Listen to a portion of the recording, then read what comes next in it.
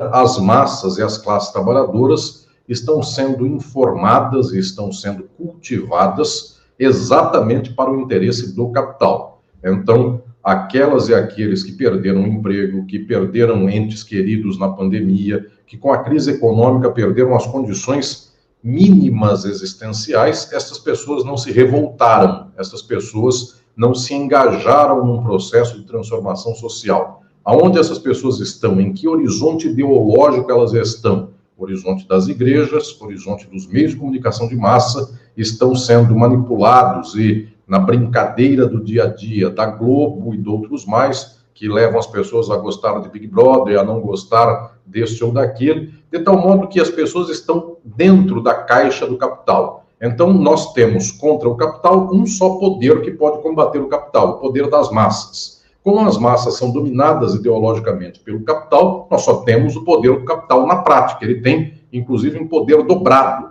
porque ele é o poder da decisão dos capitalistas, e esta decisão dos capitalistas será a decisão do gosto das massas, porque por meio da imprensa, por meio destes aparelhos de comunicação, por meio das religiões, por meio dos militares, por meio de todo um aparato, a vontade do capital chega quase que imediatamente nas massas, é dobrada a vontade do capital. Então, a pergunta central até hoje, dado que a resistência das massas é pequena, não estou ignorando que não haja resistência, só que o tamanho dela ainda é pequeno. Também não estou ignorando que haja aparelhos de comunicação que tentam contrapor a narrativa do capital. 247 é especialmente o mais importante desses aparelhos. No entanto, ainda o impacto disso é menor. O que ocorre é que o capital domina o cenário brasileiro, domina o cenário internacional, de tal modo que, economizando 10 casas das perguntas e chegando ao definitivo, então a pergunta central é: estes capitalistas que controlam o Brasil, o que eles querem? Porque aquilo que eles quiserem, eles alcançarão em brevíssimo tempo. Se a decisão deles for por dizer que o Bolsonaro, acima de tudo, é a garantia da segurança dos negócios, do ambiente negocial, de que então, com as privatizações, o Brasil decolará, todos esses jornalistas econômicos da imprensa do capital, eles começarão a dizer que, de fato, a privatização mudou os ares, que embora 500 mil pessoas tenham morrido de Covid, no entanto, a privatização dos Correios já parece que o Brasil, por meio dela, é um espaço de investimento internacional maravilhoso. Essa narrativa vai chegando a todas as esferas e, então, de repente, por isso que eu digo que as cartas estão na mesa e ninguém sabe onde vai jogar. De repente, eu pego uma carta só, que é a desgraça da privatização do Correio, e por meio dela eu escondo aqui e digo, eu tenho um zap aqui na minha manga e vocês não sabem que zap maravilhoso que é esse que eu vou dar em cima de vocês. Então, efetivamente,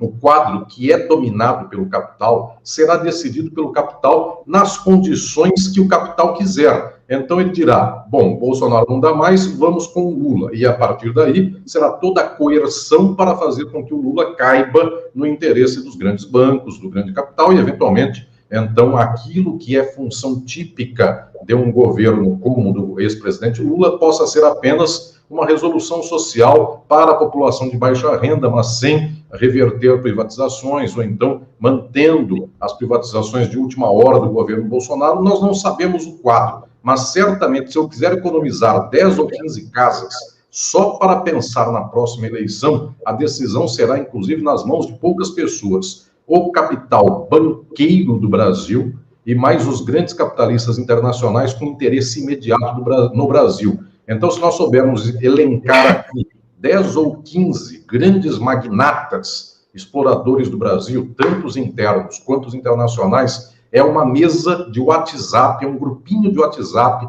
destes 15 que definirá o país. Então, essa gente que por aí fez esse grupinho de WhatsApp de 6 candidatos do Centrão, que agora eles se comunicam e eles brigam entre si para ver quem vai ser o representante dessa gente, esse grupinho de WhatsApp não vale nada. O que importa é um grupinho de 2 grandes bancos do Brasil, que inclusive nem é grupinho de WhatsApp, é conversa de um com o outro, mais uns 4 por aí, junto a Globo, junto a outros mais. Este grupinho de 10 WhatsApps definirá se será Bolsonaro, Lula, nenhum dos dois, uma terceira alternativa ou qualquer coisa que a gente nem está imaginando. Esta é a economia científica para chegar a decisão. Outra coisa, que isto é o que nós temos conversado a vida inteira, e eu tenho, inclusive, muito insistido, é como é que nós podemos fazer o contrapoder popular. Isso é uma estratégia de médio e longo prazo que deve ser feita, mas a pergunta, o que acontecerá amanhã, eu devolvo com a seguinte resposta: amanhã basta perguntar para os 10 maiores exploradores do Brasil,